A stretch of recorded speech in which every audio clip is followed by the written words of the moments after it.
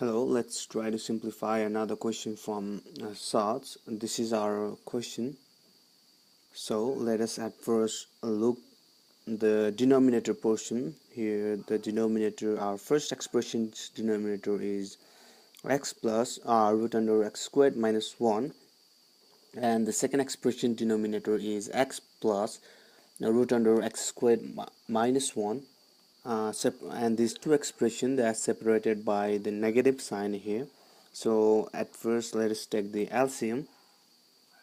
To take the LCM, I have to write, since the denominator here are different, so I have to write both this denominator as my new denominator, which is x minus root x squared minus 1 times x plus root under x squared minus 1. So this is the my new expression's denominator. So now what we have to do is we have to take the numerator of the first expression before negative sign.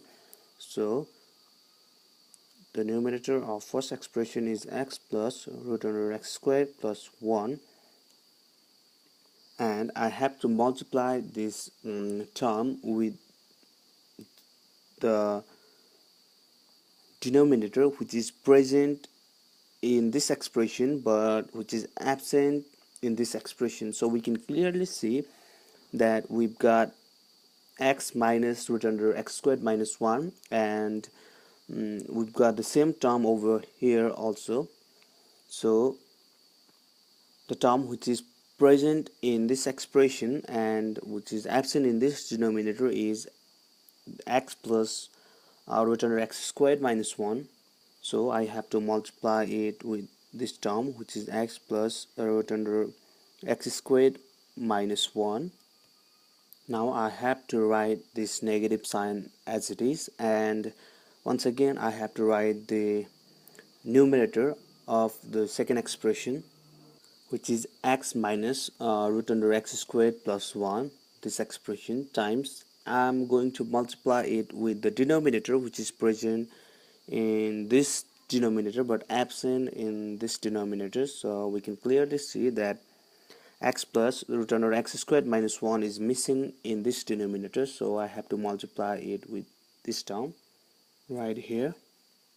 This is just a simple simplification, or we can say I've just taken a simple LCM.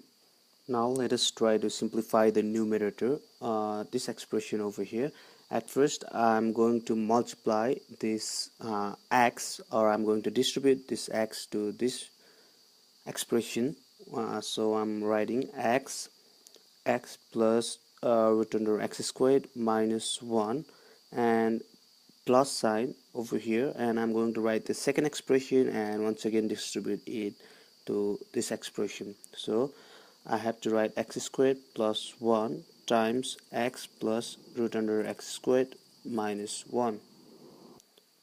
So here at first I have to take x and I have to multiply it with this term, or I have to distribute x with this to this term. So I have to write x times x minus root under x squared minus 1, and this negative and negative sign multiply to give positive sign, and once again I'm going to distribute this term to this term, and I'll write the denominator as it is, times x plus root under x squared minus 1. So now let us try to simplify the numerator. When I distribute this x to the inner x times x give x squared, and x times root x squared minus 1 gives positive x times root x squared minus 1, and when I multiply root x squared plus 1 with x, I get x times root x squared plus 1, and when I multiply root under x squared plus 1 with root under x squared minus 1, what I get is positive root x squared plus 1 times root x squared minus 1. Similarly, when I multiply negative x with x, I get negative x squared. When I multiply negative x with negative x squared minus 1, I get positive x times x squared minus 1. And when I multiply positive root under x squared plus 1 with x, I get x times root under positive x squared plus 1. And when I multiply positive root x squared plus 1 with negative root x squared minus 1, I get negative root x squared plus 1 times root x squared minus 1. So this is my numerator portion, and for denominator I'm going to write it as it is. So I'm going to write x minus root x squared minus 1 times x plus root x squared minus 1. So now let us look at the numerator portion and find out the term which gets cancelled. So here is positive x squared and we've got here negative x squared, so these two terms gets cancelled out. We've got here positive root under x squared plus 1 times root under x squared minus 1 and negative x squared plus 1. These two terms are same with opposite signs, so it get cancelled.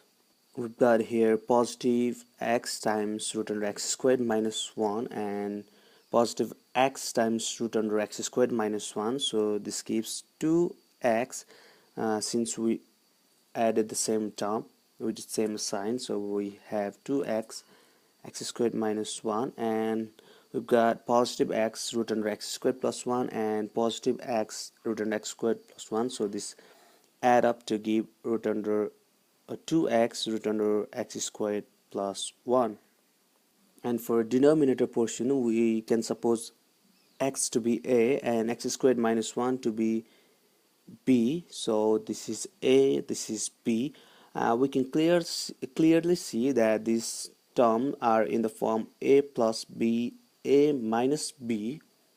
So we can use the formula for a plus b, a minus b, which is a squared minus b squared. So instead of writing a plus b, a minus b, we can write a squared minus b squared. So a squared is x squared and b squared is x squared minus 1 whole squared. Square and root get cancel out. So once again we can take 2x common from these two expressions. So when we take 2x common, we've got x squared minus 1 plus x squared plus 1 divided by, so we have here x squared minus times negative times x squared gives negative x squared, negative times negative 1 gives positive 1. So this positive and negative x squared gets cancelled. So what is left is 2x and x squared minus 1 plus root under x squared plus 1 divided by 1. So this is our answer for the question, and we've simplified it to the end, which is the simplest form. I hope you got the concept, and yes, thanks for watching, and please do subscribe my channel if you want to get notified by my updates. Thank you.